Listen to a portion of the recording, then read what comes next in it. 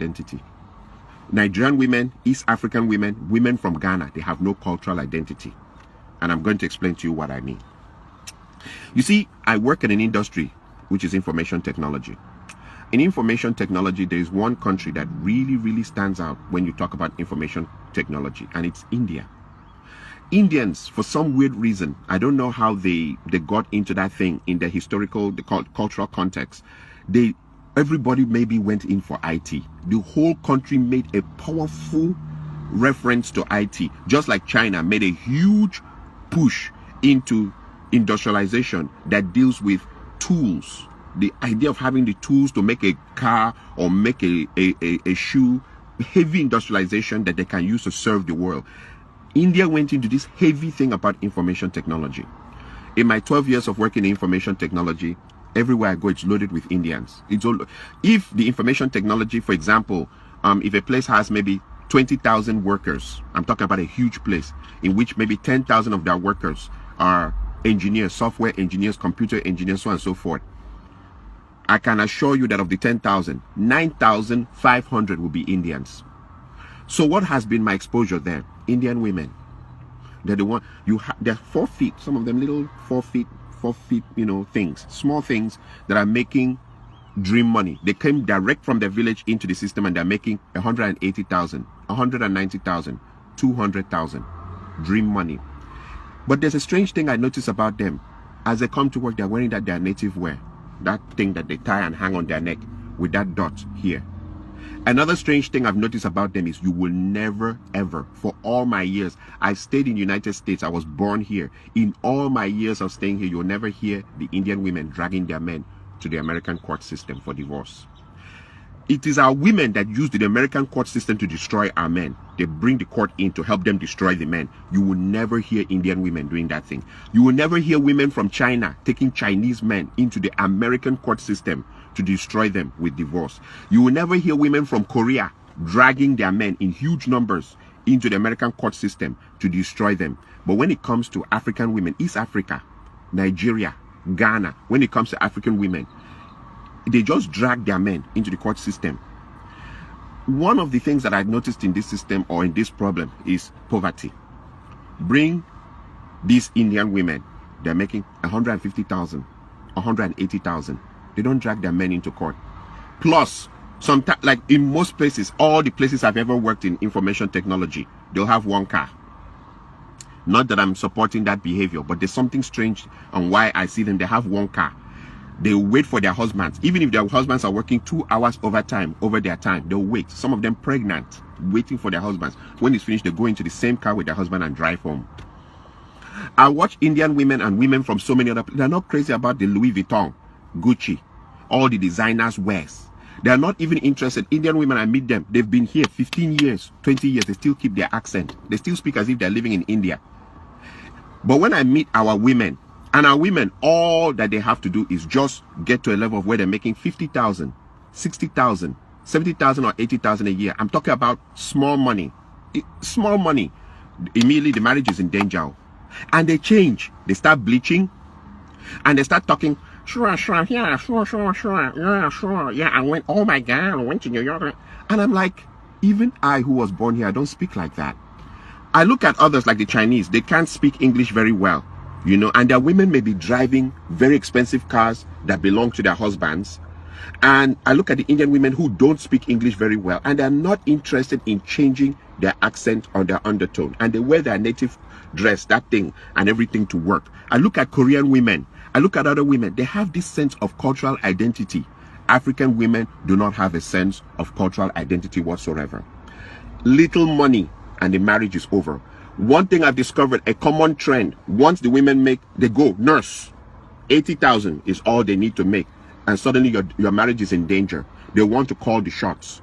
They want to be the ones that control everything. And if you don't like it like that, they'll bring in the American courts to destroy your life, destroy everything around you. They will insult you. And I'm like, 80,000 is all that it takes for someone to change.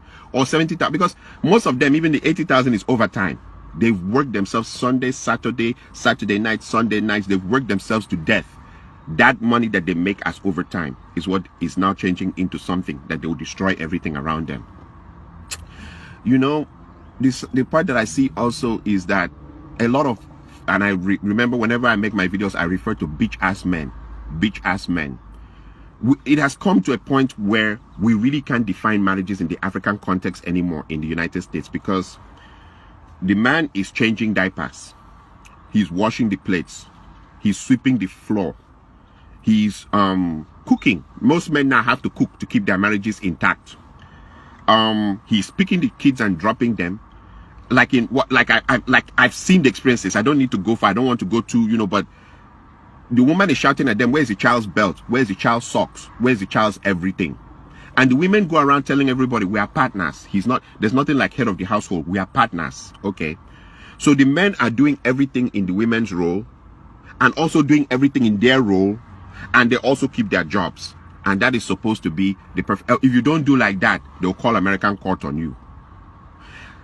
This partner thing, I've seen people try it, and it leads to disaster. Like he says, okay, so since I'm the one doing the laundry and washing the plates and cooking the food, can you help me change that bulb? No, that's a man's job. Okay, can you help me change the engine oil in the car? No, that's a man's job. Okay, can you help me paint the other? No, it's a man's job. The women are quick to tell you what's a man's job, but you must do your job and do their job now, and do their job and keep your job also in the society, and come back and still, even there's no respect, you are supposed to be submissive, or the marriage ends on your head. And when you look into it, she started making $80,000, and I compare that with the Indian women who make 150,000, 160,000, 180,000. And don't forget, this is India, where they kill. I mean, a woman just saying no to the husband, they start the honor killings. The men are not romantical, they're hardcore. They are very, very, they are very, very hardcore. The way they order their families about and their women about. They are not romantic. They are not taking their women to Dubai. They are not buying Louis Vuitton and expensive perfumes and undies for their women. They are not doing any of that. And when they come to work, they're smelling of turmeric and all those things that they put in their food. Their men don't spray. I mean, some of them, they come and I see the same jeans, the same shirt for years. But their women stick to them with the kind of money they're making. Even the Hispanic women, I look at them, their men are poor. I mean, they all cross from the desert now into this town. They cross from desert, enter this town. I've seen some real dirty, nasty Hispanic women with drop-dead, gorgeous Hispanic women. The women don't leave their men. The same story, we crossed from the desert, came here together, we're sticking together to the bloody end.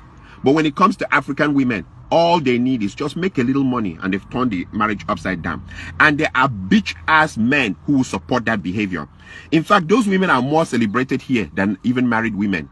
You see a man, if he wants to do his birthday party or his child dedication ceremony or burial or anything, he's inviting all the divorcees who threw their husbands out of the house. They have so much honor. In fact, so many people are calling them and congratulating them for throwing out their husbands out of the house. And sometimes when you go into investigation of why the bitch-ass men are supporting that, is because there's a competition. Africans in America compete to the point of death here in America. Which car someone is driving, which kind of house someone is driving, which kind of job. That's why Africans, it's better you stay away from Africans here. So since everybody's competing, if the woman can turn her house upside down and destroy it, she's already done the job for the man's enemies out there. They are applauding her. They now call her for parties and call her to come and drink in their house. And then there's the part two. When they throw their everything away, a clock starts ticking, a timing clock. Who is going to be the first guy to fuck her? Now that she's on her own, now that she's single, now that she's by herself. And it leads to a proverb from my area. There's this famous proverb from my area. They say that there's nothing as shameful as a big woman to uncover white hair for small boys to enter. White hair. Small boys will enter, come back with stories how they slap that ass, how they shaked it up and how they run it around and stuff like that. And you'll be like, and in her mind, she's showing this attitude. She'll go onto her Facebook website and right there, I'm too blessed to be depressed. As they go lower, we go higher. Yep, we girls are flying higher. Hashtag liberated sisters. And then you wonder what is wrong with African women. Ghanaian community is the first community I've seen that fourth marriage, people fool. Fourth marriage. And if you put your ear to the ground, they're still blaming the men at the fourth marriage of the woman. She's married, the first one divorced, second one divorced, third one divorced, fourth marriage, they fool. They drink, they chop chicken, everything, and they're talking about how all the other three men, there's something wrong with them. that they were animals, that they were this and that. And you wonder, is it always the men that is the problem? Same with the East African women. They will divorce, 3 divorces, 4. Somehow, the story will be twisted. It's always the men's fault. And she's marrying. She can marry up to 7 times. Nobody knows what's going on. I am saying this because too many men's lives have been destroyed because of people who think they are in America. This America thing. Okay, I normally ask this simple question.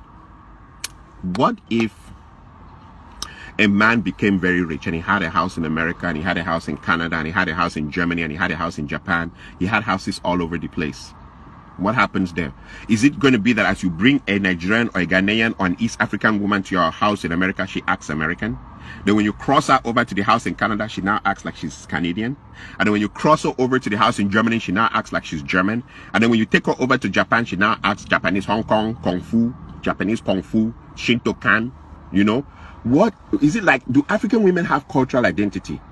Do they have any cultural identity? Do they have any loyalty in them as human beings? Do they? Or they just move by every wind of doctrine, every wind of thinking? And the hypocrisy, like I said, is now a lot of marriages, the men are the ones doing the women's roles, their roles, and keeping their jobs. All that to keep a man. And you see the men still coming, they come out with a big agbada and turn it and throw it up and stand and say, hey, I want to thank my wonderful wife. I don't want a marriage for the sake of what it looks like in the public. I want to be happy about it inside in my life. The show of that out there in the public, it looks good, but meanwhile back home I'm swallowing Percocet, I'm swallowing high blood pressure medicine, I'm swallowing all kinds of things to stay alive because I want to show people that I kept my marriage going. It's crap, it's bullshit, and that's for bitch ass men. I would rather live longer for my children than to stay in something that is horrific and try to keep it going. One side is always throwing the fishing bowl in the sky, one person is always trying to catch it. When does the other person become mature and stop? Oh, because they're making $80,000. Like I said, come and see the Indian women. 150. The husband is making 180. 200. The husband is making 190. People are making dream money. Indian community, I've never seen anything like that before. In IT, they own it. Google, Facebook, everywhere, they own it. And they're making killing money. Those guys hold cash, dream money. And their wives are not going crazy. You see their wives by their husbands all the time. The other final part I'll leave you with is I thank God for Trump. I thank God for Trump because Trump has defined what America truly is about. When you come to a situation where a man, he's speaking on behalf of millions of people, talking about how he sees things, how he understands things from these millions of people who voted him in, you will understand that for you to come to this country and destroy your life, you're the most stupid person on earth. Trump make it clear that if you're a minority, we don't count you among people. And these are the owners of the land talking about that. If you're a minority, we don't count you. And you see other minorities, like I said, the Indians, the Koreans, the Chinese, other minorities, it's like they intrinsically know this is not their land. So when they come here, they hold themselves. It's not something you need to break your family apart over. It's not something you need to go crazy about. And you're 40 years old and you're now wearing mini and going back to the club. Nobody goes crazy except African women, Ghanaian, Nigerian, East African. They go crazy. They go crazy. And I'm glad Trump has told them it doesn't matter how you do. Sure. Oh yeah, that we still don't count you as part of us. We don't. We know where you're from. And that it doesn't matter how much money you make here, is because we let you stay here. And I'm glad that he has pointed it out and cleared it out and activated so that when you now take your husband or take your wife into that system that doesn't regard you as something and destroy everything, I glorify God, because some people have wisdom and some people do not. And I also thank God for that the bitch ass men who are rejoicing on how other men's demise, like they're rejoicing that other men were destroyed that way, you know, so that, you know, so because it has lowered the competition. Now I have won, I'm going up, he's coming down, that God will punish them. God will never, since you can't rejoice in people doing well, but you're waiting for people to go down so that it can, if is that what you needed to be victorious, then you're fake. You're as fake as it gets. You needed his wife to turn on him so that you can win. That is why you're all everywhere. Divorced women are being celebrated as the best women in earth here in America. Everybody call them for parties, call them everywhere, give them money, do everything, and sleep around with them, because that's the thing. You're all sleeping around with them. Nonsense. Oh, and by the way, I want to also finally use this to kill one argument. The argument, I hear a lot of men now saying, they're cursing their fathers. That our fathers who didn't sweep the floor, wash the plates, cook food, change the diapers, totally emasculated. I mean, men are totally emasculated. They're doing everything, doing the laundry. That our fathers who didn't do that were useless. We're better than them because we're doing our role, the women's role. We're Superman. We're doing the women's role, our role, keeping our jobs, taking care of the children. The children are now coming to ask us for the socks and their belts and where their sandals are, and they don't know where and they're coming to ask us to iron their clothes, and we iron our own clothes on top of that. We're doing everything. The woman's job now is just to comb her hair and look at herself in the mirror, and when she's tired and she has choosing and sitting down spending an hour trying to find the right dress, and then she gets into the car and drives to work. You're doing everything. And that in that world we're saying that our fathers were stupid, that we are better than them. No, we're not. Maybe we are the ones that will have a shorter lifespan in the end of this story. So you know what, I'll leave it at that. Like I said, I normally say very controversial things, and I speak for just a group of men, not all men though, because there's too many bitch ass men now, men who are not real. I know how the reaction will be here. You guys can come in and insult me and talk whatever you want to talk, but I've put my point down. African women have no cultural identity, and I think their background of poverty has made them that when they see small money, they lose control of themselves. Thank you.